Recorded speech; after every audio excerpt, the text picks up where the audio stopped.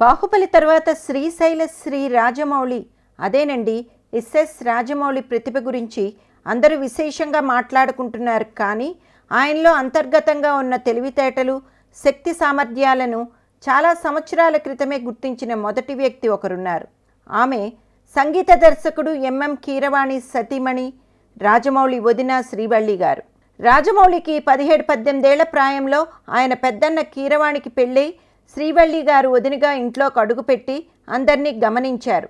రాజమౌళికి college చదువు మీద అంతగా ఆసక్తి ఉండేది కాదు. ఇంటర్ వరకు వచ్చి ఆ తర్వాత చదువు బండి కదల్లేదు. ఎప్పుడు ఊహాలోకంలోనే విహారం, కథల కల్పనలోనే ఆనందాన్ని వెతుక్కునేవాడు. అతనికి తోడు కళ్యాణ్ మాలిక్ అన్న ఏ పని చేయకుండా అలా తిరుగుతూ ఉండటం చూసి ఎవరైనా రాజమౌళిని ఎద్దవ చేయడానికి ప్రయత్నిస్తే చాలు వెంటనే వదినగారు అడ్డుకునేవారు. అతను చాలా గొప్పవాడవుతాడు, అతని ప్రతిభ మీకు తెలీదు అని సర్ది చెప్పేవారు. ఆమె మాటలు రాజమౌళిపై ప్రభావం చూపాయి. అతని ఆలోచన విధానమే మారిపోయింది. అగ్రదర్శకుడైన తర్వాత బాహుబలి చిత్ర నిర్మాణంలోనూ పర్యవేక్షకురాలిగా శ్రీవల్లి గారు ముఖ్య పాత్ర నిర్వహించారు. ఇప్పుడు వదిన గురించి, అన్న కీరవాణి గురించి రాజమౌళి భావాలు: ఒకప్పుడు వదిన మా కుటుంబంలోకి వచ్చాక జీవితంపైన నా దృక్పథం మారింది. ఇప్పుడు బాహుబలి సెట్లోకి వచ్చాక షూటింగ్ వాతావరణమే మారిపోయింది. పని విషయంలో ఆమె నాకంటే స్ట్రిక్ట్.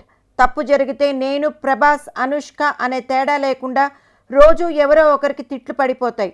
కోపం ఎక్కువే కానీ మనసు బంగారం. చిన్నప్పుడు మాకేదైనా సమస్య ఉంటే వదిన దగ్గరికే వెళ్ళేవాళ్ళం. ఇప్పుడు సెట్లో కూడా ఎవరికి ఏ సమస్య వచ్చినా అమ్మ అంటూ తన దగ్గరికే వెళ్తారు.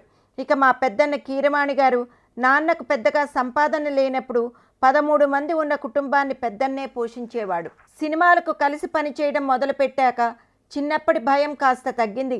పని విషయంలో మా ఇద్దరిది డైరెక్టర్, మ్యూజిక్ డైరెక్టర్ల సంబంధమే. ఎన్ని ట్యూన్లు కావాలన్నా ఇస్తారు, ఏది బాగోలేదన్నా మారుస్తారు. పెద్దన్న మా ఇంటికి పెద్ద దిక్కు, కీరవాణి నా సినిమాకు పెద్ద దిక్కు.